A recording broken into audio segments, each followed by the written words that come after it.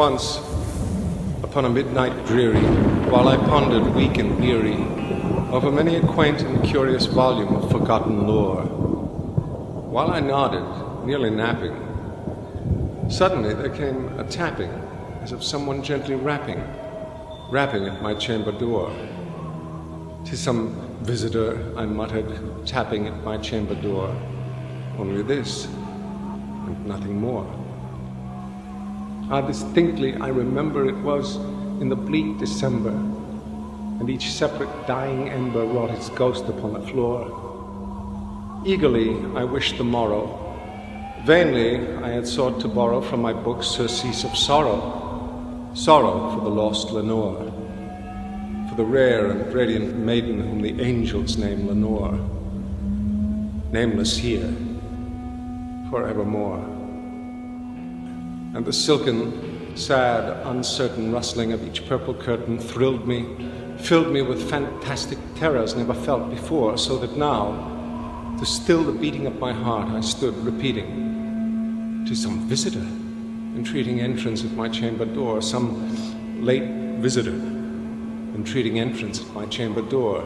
This it is, and nothing more." Presently, my soul grew stronger. Hesitating then no longer, "Sir," said I, "or madam, truly your forgiveness I implore, but the fact is I was napping. And so gently you came rapping, and so faintly you came tapping at my chamber door, that I scarce was sure I heard you.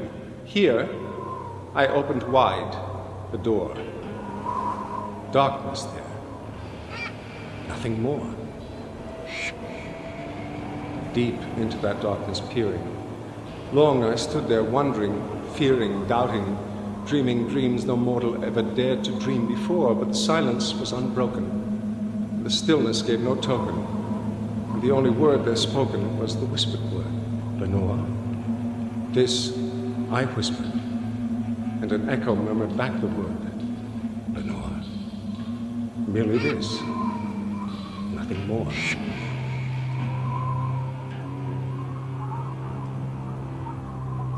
Back into the chamber turning, all my soul within me burning, soon again I heard a tapping, somewhat louder than before. "Surely," said I, "surely that is something at my window lattice. Let me see then what thereat is, and this mystery explore. Let my heart be still a moment, and this mystery explore. 'Tis the wind, and nothing more." Open here I flung the shutter, when, with many a flirt and flutter, in there stepped a stately raven of the saintly days of yore. Not the least obeisance made he, not a minute stopped or stayed he, but with mien of lord or lady, perched above my chamber door, perched upon a bust of Pallas, just above my chamber door, perched and sat, nothing more. Then, this ebony bird beguiling my sad fancy into smiling, by the grave and stir decorum of the countenance it wore. "Though thy crest be shorn and shaven, thou," I said, "art sure no craven, ghastly, grim, and ancient raven, wandering from the nightly shore. Tell me what thy lordly name is on the night's Plutonian shore." Quoth the raven, "Nevermore." Much I marveled this ungainly fowl to hear discourse so plainly, though its answer little meaning, little relevancy bore, for we cannot help agreeing that no living human being ever yet was blessed with seeing bird above his chamber door, bird or beast, upon the sculptured bust, upon his chamber door, with such a name as Nevermore. But the raven, sitting lonely on the pallid bust, spoke only that one word, as if his soul in that one word he did outpour. Nothing farther than he uttered, not a feather than he fluttered, till I scarcely more than muttered, "Other friends have flown before. On the morrow he will leave me, as my hopes have flown before." Then the bird said,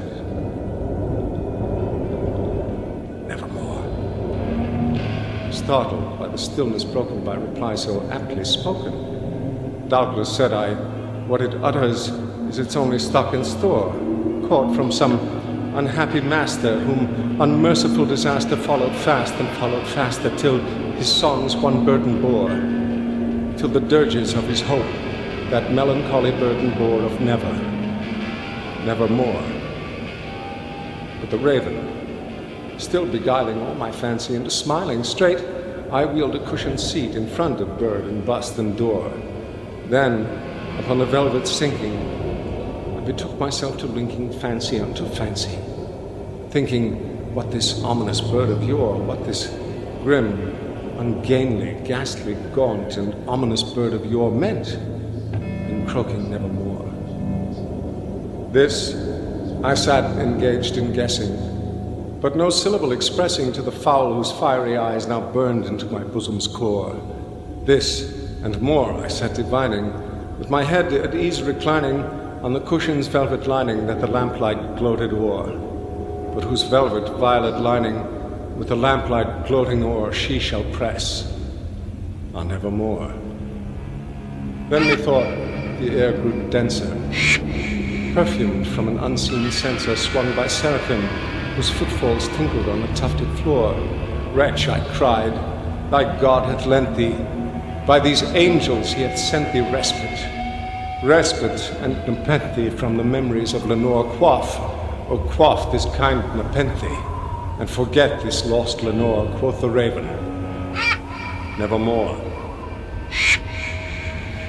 Prophet, said I, thing of evil, prophet, still a bird or devil, whether tempter sent or whether tempest tossed thee here ashore, desolate, yet all undaunted, on this desert land enchanted, on this home by horror haunted. Tell me, truly I implore, is there balm in Gilead? Tell me, I implore, quoth the raven, nevermore.